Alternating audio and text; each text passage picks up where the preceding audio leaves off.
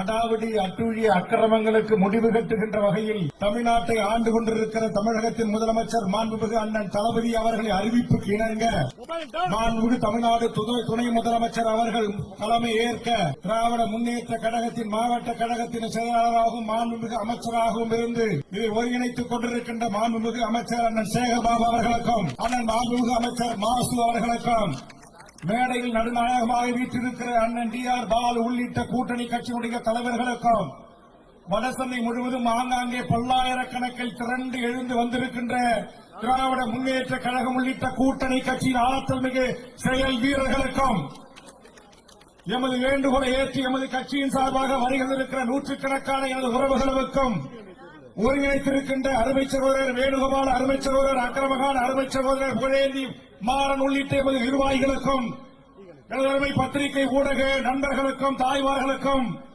என் வணக்கத்தை உரித்தாக்கி மாண்புமிகு தமிழ்நாடு முதலமைச்சரிடத்தில் ஒரே ஒரு வேண்டுகோளை முன்வைக்கிறேன். இந்த கூட்டத்தின் சார்பாக தொடர்ச்சியாக நாம் ஜனநாயக ரீதியாக இயங்குகிறோம். சட்டமன்றங்களில் தீர்மானங்களை நிறைவேற்றி ஒன்றிய அரசுக்கு அனுப்பி வைக்கிறோம். சட்ட மசோதாக்களை நிறைவேற்றி ஆளுநருக்கு அனுப்பி வைக்கிறோம்.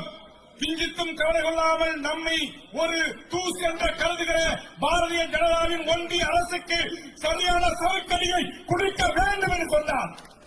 மாண்புமிகு தமிழக முதலமைச்சர் அவர்களே, ஒரு சரியான நேரம், இதை சரியான களமாக மாற்றுங்கள், இந்தியாவிற்கே களமாக மாற்றுங்கள்.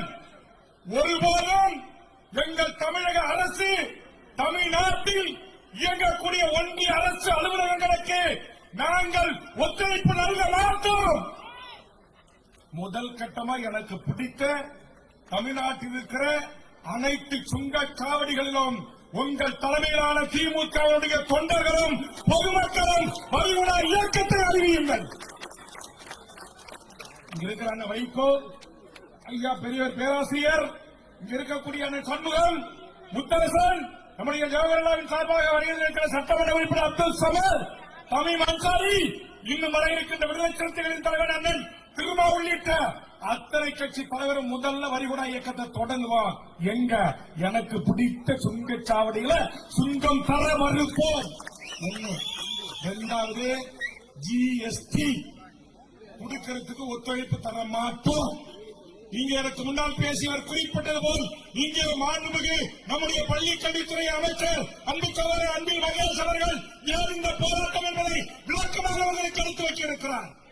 அவர் எடுத்து வைக்கிற அவர் துறை சார்ந்திருக்கிற ஒன்றிய அரசுடைய சிபிஎஸ் என்று சொல்லக்கூடிய அந்த பள்ளிகளுக்கு தமிழ்நாடு அரசு எந்த விதத்திலும் உறுதுணையாக இருக்காது.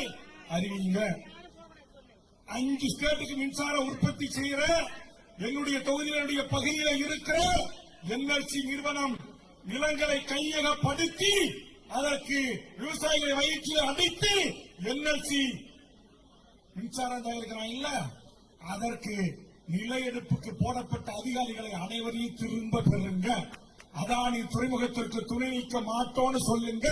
பரந்தூருக்கு டாட்டாவுக்கு நிலத்தை கையகப்படுத்த தமிழ்நாடு காவல்துறையும் தமிழ்நாடு அரசும் உங்களுக்கு ஒத்துழைக்க மறுக்கும் அறிவிங்க. உங்கள் காலடியில் மோடி மண்டி இருக்கிறானா இல்லையா என்பதை நாம் பார்க்கிறேன். இதை செய்யுங்க முதலமைச்சர் அவர்களே, ஒரு முறை செய்யுங்க. தமிழ் மான உணர்ச்சியில, இன உணர்ச்சியில, சுயமரியாதையில, அந்த தன்மானத்துல அவன் கையை வச்சுக்கிட்டே இருக்கிறான். நம்ம மக்களால் தேர்ந்தெடுக்கப்பட்ட ஒரு ஜனநாயக அரசு என்பதற்காக நீங்கள் எவ்வளவோ பணிந்து போகின்றீர்கள், எவ்வளவோ தீர்மானங்களை நிறைவேற்றி அனுப்புகிறீர்கள். ஒன்னுக்கும் மரியாதை கிடையாது. எல்லாவற்றையும் தூக்கி குப்பையில வீசலாம். நம்முடைய இந்திய நாட்டுடைய நாடாளுமன்றத்தில் நீங்க வேலைக்கு பின்னால் இருக்கிற தங்கச்சி தங்க பார்ட்டியில் தொடங்கி அருமை சகோதரி கனிமொழியிலிருந்து ராசாவிலிருந்து ஒவ்வொரு நாடாளுமன்ற உறுப்பினர்களும் அண்ணன் டி.ஆர். பாலுவிலிருந்து அத்தனை பேரும் இந்த நாட்டுக்கு செய்கின்ற மோடி அரசின் பரிவார கும்பல்களின் அநியாய அக்கிரமங்களை கிழித்து தூங்க வருகிறார்கள். தமிழ்நாட்டின் வரலாற்றிலேயே இந்த 40 நாடாளுமன்ற உறுப்பினர்களும் தலைவர் கலைஞருக்கும் பிறகு தளபதி தலைமையில் இருக்கிற இந்த எம்பிக்க ஒட்டுமொத்தமா இந்திய நாட்டையே திரும்பி பார்க்க வைக்கக்கூடிய ஆற்றலான நாடாளுமன்ற உறுப்பினர்கள். அவன் கேட்கிற நம்மால் கேட்கிற கேள்விக்கு ஒன்று கூட சங்கி கும்பலால பதில் சொல்ல முடியல. நிர்மலா சீதாராமன் கதறான். அம்மாவுக்கு கோபம் தான் வருது. மாமிக்கு கோபம். தயிர் சோறு சாப்பிடுற உனக்கே கோபம் வருதுன்னா நல்லி எலும்பு சாப்பிடுற எங்களுக்கே கோபம் வரும். என் மண்ணுக்கும் என் மக்களுக்கு நீ செய்கிற துரோகம் ஒக்கி புயல் வந்தா பணம் இல்ல, வந்தா புயல் வந்தா பயம் இல்ல, தானே புயல் வந்தா பணம் இல்ல, இயற்கை பேரிடர் பாதிச்சா பணம் இல்ல, சன்னி முழுகினா பணம் இல்ல. குரங்குடி தீ விபத்தில் என் உயிர்கள் பலியான விமானத்தை அனுப்புங்கள், ஹெலிகாப்டர் அனுப்புங்கள், மீட்டு தாருங்கள் என்றா எங்கள் விமானங்களுக்கு 6 மணிக்கு மேல கண்ணு தெரியாதுன்னு சொல்லுங்க. அப்ப என்ன மரியா இங்க இருக்கிற ஹெலிகாப்டர் எதுக்கு? நான் அதிகமா பேசினா தளபதி சட்டமன்றத்தில் அழைச்சி என் வேலை இப்படி பேசிட்டு கேட்பார். அதனால ஆட்டம் பொங்குது, கோபம் வருது. நாளையே என்எல்சி வச்சுக்கிறேன், கச்சேரி வச்சுக்கிறேன். என் தமிழ்நாடு முதலமைச்சருக்கும் இருக்கிற அமைச்சர் பெருமக்களுக்கும் DR பாலா போன்ற மாநில சுயாட்சி உரிமைகளுக்காக நாடாளுமன்றத்தில் சிம்பக்குரல் எழுப்புகிற நாடாளுமன்ற உறுப்பினர்களுக்கும் மேடையில வீட்டிலிருக்கிற சட்டப்பேரவை உறுப்பினர்களுக்கு ஒரு அன்பான சொல்லி காவல்துறை தலைவர் DGP ADGP சொல்லி நம்ம இன்டெலிஜென்ஸ் IT கிட்ட சொல்லி கொஞ்சம் வேல்முருகன கிரவுண்ட்ல விளையாட அனுமதிங்க. தானா ஒரு வீட்டு பூட்ட NLC கேட்பேன். 3000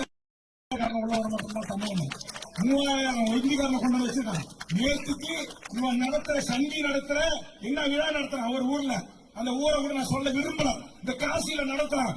அங்க இந்த மக்கள் மானம் கட்டு போன தமிழன் தொடர்ந்து ஏறி போறான். செருப்பால் அடிக்கிறாங்க. ட்ரெயின்ல பாத்தீங்கல்ல, டிவி தொலைக்காட்சியில காட்டுச்சுல, கிளாஸ உடைச்சி உனக்கு என்ன தமிழ் ஸ்டேட்ல உட்கார்ந்து சேர்லன்றான். இவன் சொல்றான் நான் ரிசர்வ் பண்ணிருக்கிறேன், நான் முன்பதிவு பண்ண முண்டா, நான் இந்திக்காரனா இறங்கின தமிழ் நாயேன்னு இந்திய திட்டி இழுத்து போறானா இல்லையா?